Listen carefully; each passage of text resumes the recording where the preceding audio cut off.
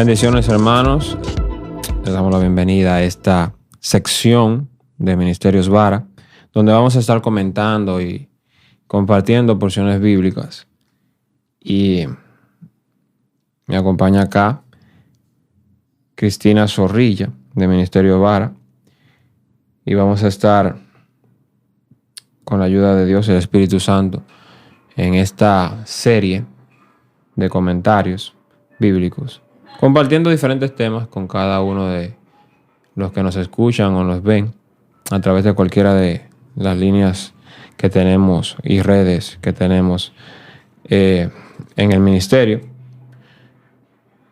Les invitamos también a que puedan escuchar todos estos programas, todos estos extractos en vararadio.com, así como también en cualquier plataforma de podcast que usted use.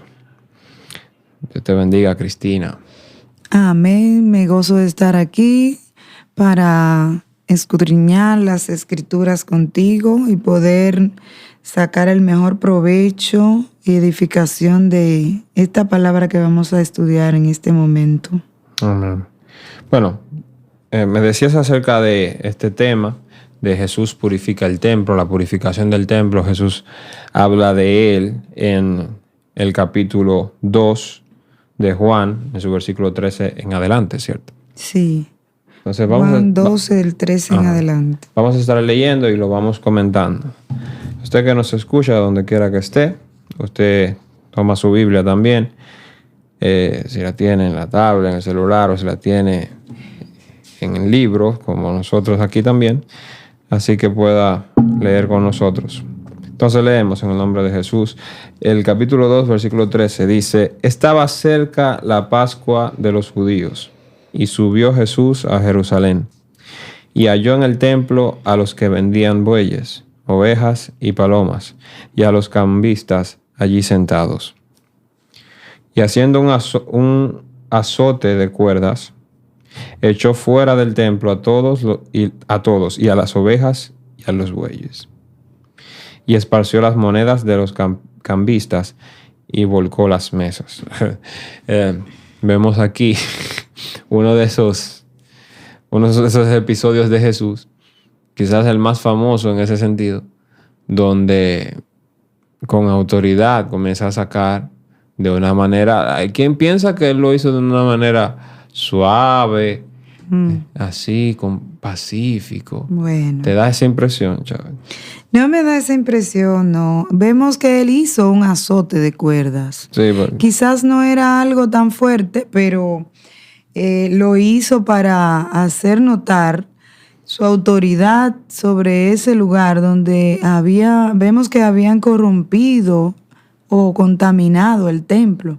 Y algo que me llama la atención es que Jesús está empezando su ministerio. correcto. Está empezando su ministerio y lo comienza o lo inicia en el templo, porque realmente Él es el que tiene que marcarnos el camino.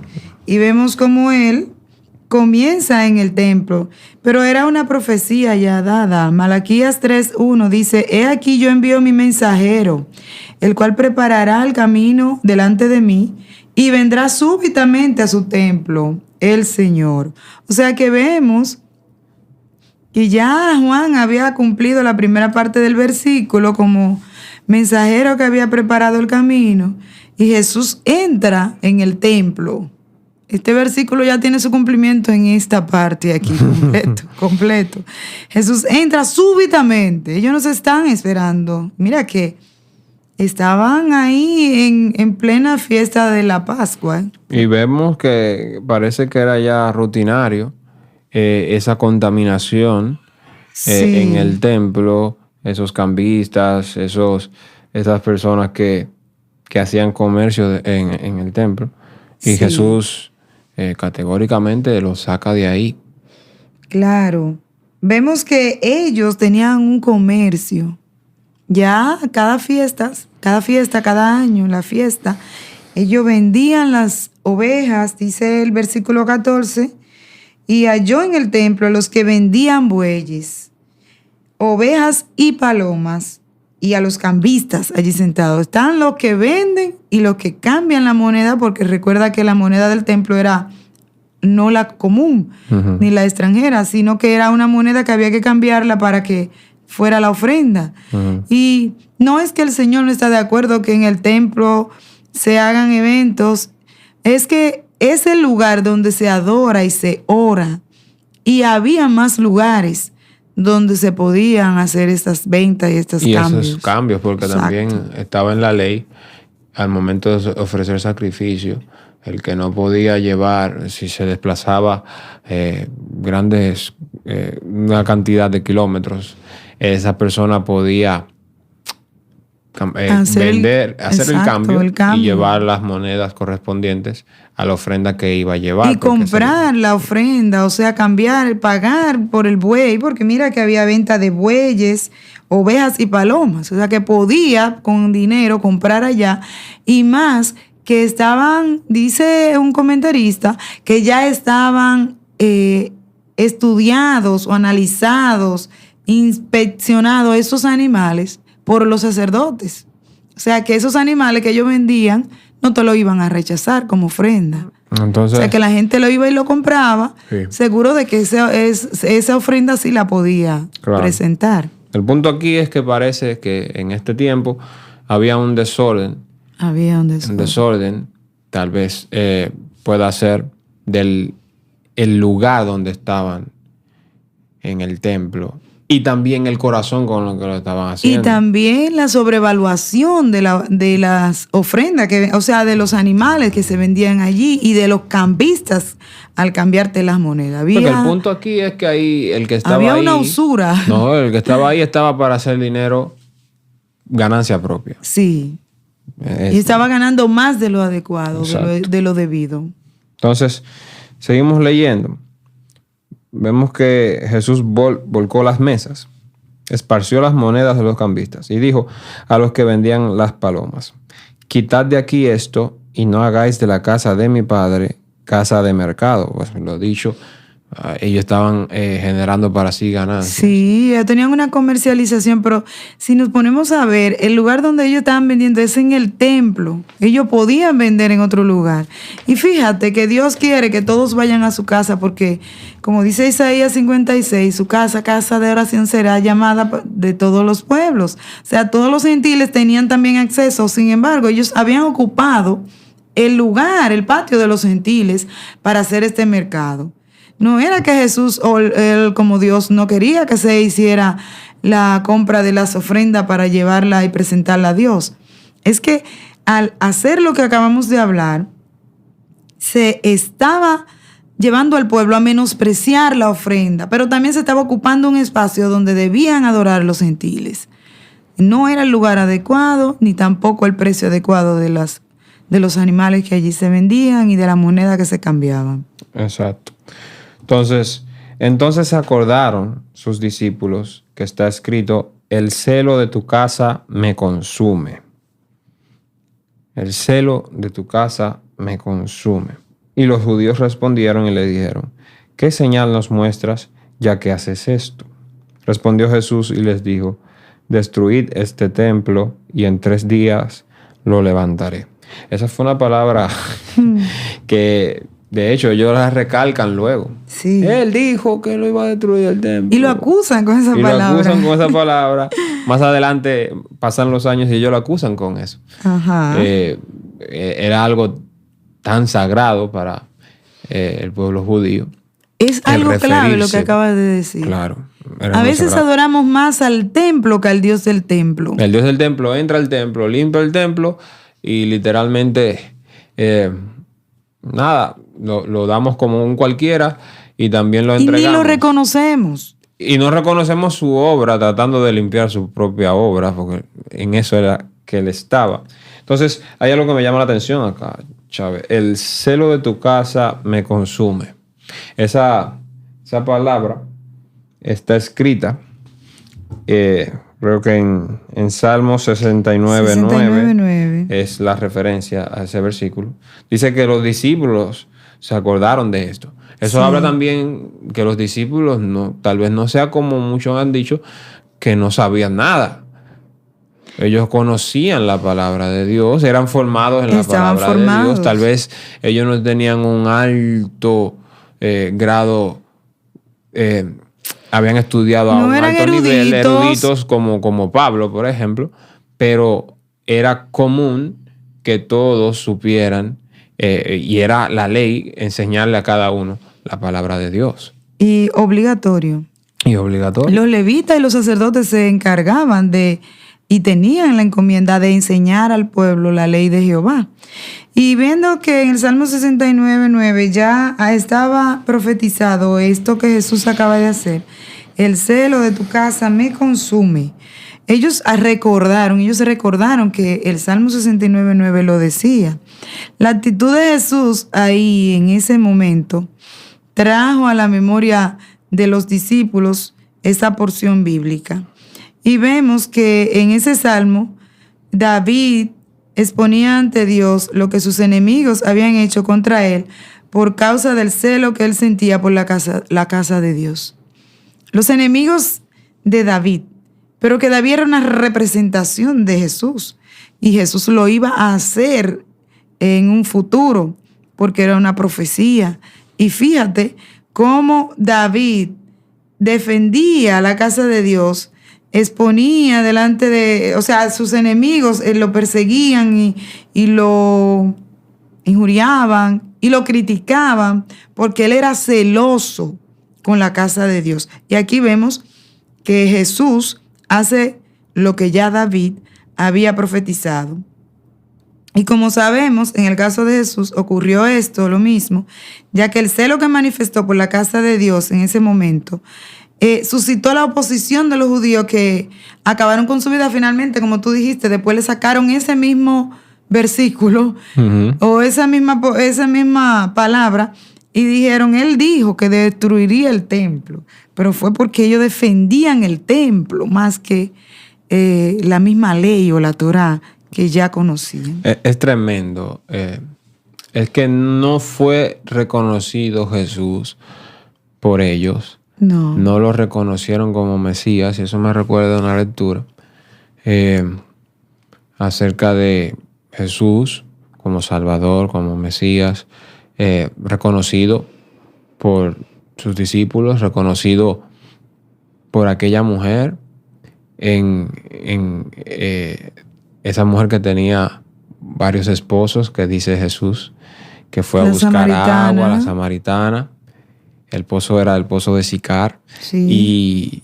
Y yo leía eso y veía cómo ella, samaritana, y los samaritanos luego después de ella, porque Jesús la manda a buscar a los demás, y él se queda varios días dando el mensaje. Es lo que dice Juan, que él se queda dando el mensaje.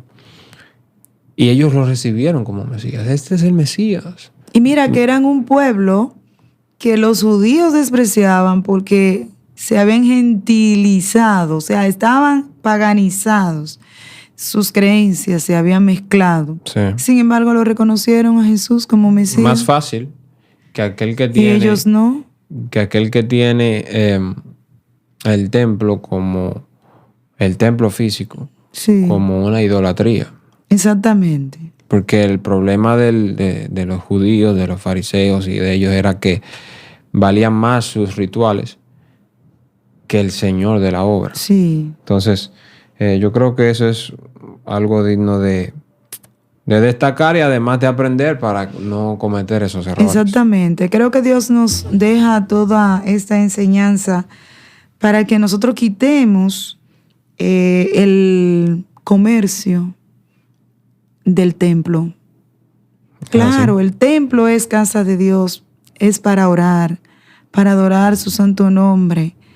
Y si algún negocio hay que hacer o alguna venta hay que hacer, tener el cuidado del lugar que vamos a ocupar para eso. Claro, porque todo tiene su lugar. Exacto, y no podemos suspender el momento de orar o el lugar de oración no lo podemos ocupar en otra cosa. Hay que ser celoso. Celoso.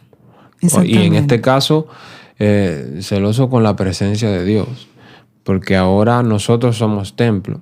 Ahora, con mucho más razón. Sí. Ahora tenemos que andamos con la presencia de Dios y cuando nos juntamos el Señor dice que donde hay 2 o 3 ahí Él está. No importa si es en una casa, si es lo que hayan santificado para Dios, hay que dárselo completo. Completo y tener cuidado. Celoso con eso. Tener mucho cuidado porque también eso es una línea muy gris. Sí. A veces se dan muchas cosas y de repente tiene que venir el Señor a desbaratar la mesa, a tumbar todo.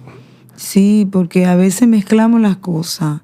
Tenemos que tener mucho cuidado con las mezclas. El Señor no le agradan las mezclas de cosas, ni excedernos o familiarizarnos tanto con lo que ya Él nos enseñó a hacer y creer que ya lo conocemos y que por experiencia debemos hacerlo como ya hemos ritualizado el culto, hacerlo tal cual ya lo conocemos. Y perdemos la guianza, porque tampoco lo escuchamos. Exacto. En este caso, Él estaba dándole un mensaje a ellos práctico y hablado también de qué Él quiere específicamente. Que ellos habían perdido el enfoque de lo que Él quiere realmente. Exactamente, pero no se le iba a escuchar porque ya lo que Él había dicho, o lo que había dicho la palabra acerca de eso, que no lo estaban viviendo.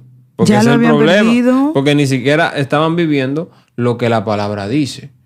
No estaban honrando ni siquiera el lugar que ellos tanto decían que atesoraban. Eso nos recuerda también en primer libro de Samuel, capítulo 2. Si te acuerdas de Elí y de los hijos de Elí. Correcto. Y del caos que había en el templo. ¿Te acuerdas cuando ofrecían las ofrendas? Que las personas menospreciaron la ofrenda, o sea, llegaron a menospreciarla por culpa de Elí y sus hijos, porque ellos mandaban a su sirviente a que antes de que la ofrenda fuera quemada, sacaran la ofrenda cruda para el sacerdote. No esperaban que la parte que se tenía que asar, quemar o subir delante de Dios subiera, sino que la sacaban cruda porque ellos querían, y eso no era el mandato.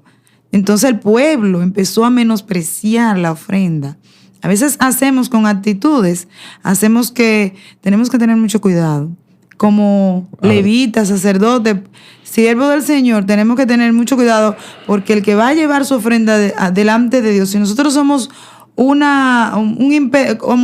obstáculo, una piedra de tropiezo, vamos a tener que dar cuenta porque estamos impidiendo que esa persona ofrezca su ofrenda, su holocausto, que es su corazón, su adoración, su oración, su vida que se rinde a los pies del Señor. Quizá porque nosotros tenemos un concepto diferente o que ya creemos que somos superiores y que sabemos mucho. Tenemos que tener mucho cuidado con eso. Ese es un problema grave porque aparte de eso, también está el hecho de que para el ser humano es muy difícil desprenderse de las cosas. Sí. Desprenderse de dinero, desprenderse de sus ganancias, de lo que gana. Y el Señor le manda a diezmar. La persona ya hace un esfuerzo, vamos a decir, sobrehumano, porque ya es espiritual. Lo vemos a diario como la persona que no cree en el Señor. Sí. Le dice, te convertiste, ahí vas a dar el diezmo al pastor y ese tipo de cosas. Vemos cómo ese es el arma que utiliza el enemigo para tratar de hacer que los hermanos no ofrenden y no diezmen. Lo que quiero decir es que es peligroso cuando tú como sacerdote, como siervo del Señor, como predicador, como levita, como la función que estés haciendo, puede ser hasta una función de ujier, puede ser una persona que ayuda a los niños. Y el que está afuera, que no es creyente, ve algo mal en ti, de lo cual tú eres culpable, hace que esa persona no quiera ni siquiera ya ofrendar. Hace que el creyente dice, no, yo no voy a ofrendar porque esta persona menosprecia la ofrenda entonces. Exactamente. Entonces tú le haces piedra de tropiezo, como dices, a esas personas para ser una bendición para la congregación y para que el Señor para que esa persona también sea bendecida. Exactamente. Cualquieriza la ofrenda o la o la deja de llevar delante del Señor Sí, dijo, por yo el no mal uso claro, que yo no lo vea voy a que llevar se le porque esté dando. Eso es lo que están haciendo ellos, no lo voy a llevar. Sí. Es tremendo. Vamos a ver qué dijeron ellos. Luego de que Jesús dijo, destruid este templo y en 3 días lo levantaré. Dijeron luego los judíos, en 46 años fue edificado este templo, y tú en 3 días los levantarás. En 3 días lo levantarás. Mas él hablaba del templo de su cuerpo. El problema es que Jesús hablaba... Ellos le pidieron señal, él le dio la señal de que iba a morir y en 3 días iba a resucitar, pero no podían entenderlo. No podían entender esto, eso todavía no. Todavía resucitó y ellos no lo entendieron. No entendieron. Por tanto, cuando resucitó de entre los muertos, sus discípulos se acordaron que había dicho esto y creyeron la escritura y la palabra que Jesús había dicho. Me encanta el comentario de Juan acerca del hecho, ¿no? Como él mismo, Sí. desde allá de donde escribió este evangelio, este evangelio, sí. Él va haciendo el comentario, narrándolo. Sí. De una manera que el que lo lee pueda entender. Sí. Que ellos ya... Versículo 21, el mismo Juan explica que él hablaba de que ese templo al que Jesús se refería era su cuerpo. Exacto. Entonces ahí vemos esta sección, ¿no? De Jesús purifica el templo. También la pueden encontrar en Mateo 21. Del 12 al 13, pues muy corta. Y de Marcos 11, del 15 al 18. Y en Lucas 19, versículo 45 en adelante. Creo que esta es la que es un poco más extensa. Hay algo que quiero comentar acerca de los versículos 23, 24 y 25. Y es que hay un subtítulo acá que dice que Jesús conoce a todos los hombres. Sí. Dice, estando en Jerusalén en la fiesta de la Pascua, muchos creyeron en su nombre, viendo las señales que hacía. Creyeron por las señales. Sí. Dice, pero Jesús mismo no se fiaba de ellos, porque conocía a todos y no tenía necesidad de que nadie le diese testimonio del hombre, pues él sabía lo que había en el hombre. Entonces, el asunto aquí es que Jesús sabe lo que hay en el corazón del hombre. Él conoce la intención. ¿Quién sabe cuáles eran las intenciones? Obviamente eran malas las intenciones de esos cambistas y esas personas que estaban también ahí en el templo, buscando ganancia y haciendo aquello como lo de los hijos de Elí. Sí. Ellos hacían todo lo que hacían, pero para Jesús no era nada oculto, porque Jesús es Dios y Dios es el que conoce la intención del corazón del hombre, que dice la Biblia que va de continuo al mal. Que va de continuo al mal. Y tenemos que tener mucho cuidado porque a veces estamos supuestamente haciendo el trabajo en la casa de Dios, como estaban ellos. Sí. Supuestamente preparando todo para la fiesta de la Pascua, preparando todo, vendiendo los animales, haciendo los cambios de moneda. Sin embargo, el que realmente representaba la liberación o la Pascua, porque ellos celebraban la Pascua de que salieron de Egipto, pero aquí llegó la verdadera Pascua. Exacto. En este momento. Sin embargo, no lo reconocieron. Jesús no se fiaba de ellos, ¿sabe? No. No se fiaba de ellos. Eso no nos está diciendo que tengamos tanta desconfianza de la gente, pero hay que saber el asunto es que el corazón del hombre es engañoso. Es engañoso. Engañoso. Y además, también el hecho de que tú hablabas de la realización de la obra de Dios y ese tipo de cosas. Y es importante también que uno diga que también uno puede estar haciendo la cosa y no de perfecto corazón. Exactamente. Tú puedes estar obrando bien, pero no de perfecto corazón. Pero no hay rectitud en el corazón. No. Y eso lo vemos muchas veces en la palabra. Sí, lo vemos. Y otro día vamos a comentar acerca de eso. Creo que hemos llegado a la parte ya final de este comentario. Gracias por escucharnos. Será hasta la próxima. Esperemos que podamos hacer más capítulos de esto porque es en realidad muy edificante. Muy edificante. Bueno, esperamos que estas palabras nos sirvan de reflexión y que seamos celosos por el templo del Señor, primeramente por nosotros mismos que somos su templo, porque Él vino a morar en nosotros, y así también mostremos ese celo por la casa de Dios física, que son las 4 paredes donde nos podemos reunir a alabarle y a glorificarle. Que mostremos ese celo por su casa significa que le amamos y que le adoramos de todo corazón. Que el Señor nos ayude a ser verdaderos adoradores y que seamos rectos de corazón, ¿verdad? Amén. Rectos de corazón, que nuestro corazón no se incline a comercializar con su palabra, sino que seamos personas dadas de verdad, entregadas al Señor de todo corazón. Amén. Dios le bendiga.